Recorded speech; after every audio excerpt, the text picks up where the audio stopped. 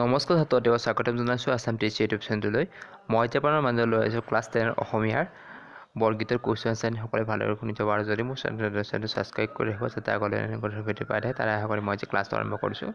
নমস্কাৰ। Question number 7 তোমাৰ চৰণ দুই মোৰ মহাধন। ইয়াত উল্লেখ কৰা মহাধন মানে কি? উত্তৰ ইয়াত মহাধন বুলি ভগৱানৰ চৰণৰ কথা কোৱা হৈছে। 8 নম্বৰ কৃপা কৰা নাৰায়ণ চোৰ মোহ পাশ।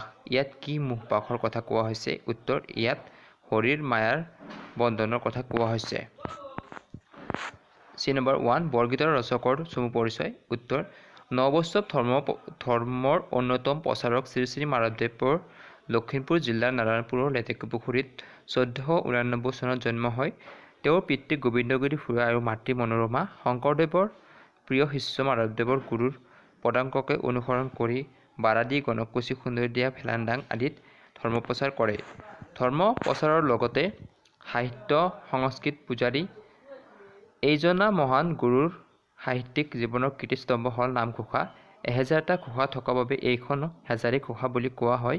তেখেতৰ আন ৰচনাসমূহ হ'ল আখ্যানমূলক ৰচনা ৰাজকীয় কাব্য আদিকান্ত ৰামায়ণ, তত্ত্বমূলক ৰচনা জন্মৰ ৰহস্য, ভক্তিৰত্নাৱলী, নামমালিকা, নাট, অৰ্জুন ভঞ্জন বা দধিমথন, ঝুমুৰা, চোৰ ধৰা, পিম্পৰা গুচোৱা, ভূমি লুটোৱা, ভোজন বিহাৰ। বৰগীতৰ মূল ভাৱ লিখা। উত্তৰ হৰিৰ মহিমা অপাৰ, যোগসিদ্ধ পুৰুষেও তেওঁক ধ্যান কৰে। নিগম শাস্ত্ৰই তেওঁক বিচাৰি নাপায় আৰু তেওঁৰ মহিমাৰ কথা কৈ শেষ কৰিব নোৱাৰি। এনেহেন পৰম মহিমাময় হৰিক উপলব্ধি কৰাটো সাধাৰণ মানুহৰ বাবে তেনেই অসম্ভৱ। বিষয় বিকলত আতুৰ হৈ কষ্ট পোৱা মানুহে হৰি চৰণত আশ্ৰয় লৈ সেই কষ্টৰ পৰা মুক্তি লাভ কৰিব পাৰে। ভকতৰ বাবে হৰিৰ চৰণ যুগল হ'ল পৰম ধন আৰু ভকতৰ বাবে হৰি হ'ল জীৱনস্বৰূপ। হৰিৰ মহিমাৰ কথা বাদ দি তেওঁলোকৰ অন্য কোনো চিন্তা নাই। হৰিৰ আগত অজস্ৰ ধন সোণ তেওঁলোকৰ বাবে মূল্যহীন। হৰিক লাভ কৰিব বাবে ভকতে হাজাৰ বছৰ ধৰি কাতৰ বাবে প্ৰাৰ্থনা কৰে যাতে হৰিৰ চৰণ যুগল আশ্ৰয় ল'ব পাৰে আৰু জীৱনৰ শেষ সময়খিনিত তেওঁৰ চৰণতে সমাপ্ত কৰিব বিচাৰে।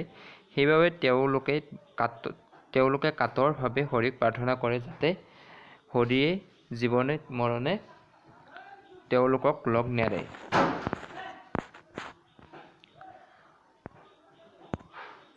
খনক খনন যোগী যাহাকো থিয়াই সকলে নিগমে যাক বিচাৰি নাপায়।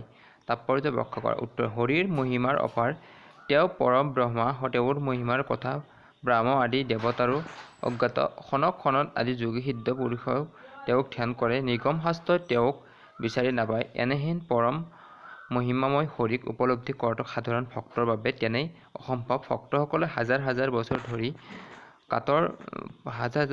ধৰি কাতৰভাৱে হৰিক প্ৰাৰ্থনা কৰে যাতে তেওঁক হৰিৰ চৰণ যুগলত আশ্ৰয় লাভ কৰিব পাৰে। হৰিৰ ভক্তসকলে বিশ্বাস কৰে যেন হৰিৰ চৰণ যুগলত আশ্ৰয় লাভ কৰিব পাৰিলে সাংসাৰিক দুখ কষ্টৰ পৰা মুক্তি লাভ কৰিব পাৰি। হৰি মহিমাময়, তেওঁৰ মহিমাক সনন্দ আদি যোগী সকলৰো অজ্ঞাত। সেয়েহে হৰিৰ মহিমাৰ তত ধৰিব নোৱাৰি ভক্তই হৰিক কাতৰভাৱে প্ৰাৰ্থনা কৰিছে যাতে তেওঁক জীৱনে মৰণে কেতিয়াও লগ নেৰে। আজিৰ পাৰ্টটোত ইমানখিনি আছিল আৰু এটা পাৰ্ট হ'ব, ইয়াৰ পিছত বৰগীতৰ কুৱেশ্যন সমাপ্ত হ'ব। সকলোৱে ভালকৈ পঢ়িব বুলি আশা কৰিলোঁ আৰু লগতে ইয়াৰ পিছত মই বাকী ছায়েন্সৰ MCQ কুৱেশ্যন আনচাৰ দিম। তোমালোকে চেনেলটো ছাবস্ক্ৰাইব কৰি ৰাখিবা।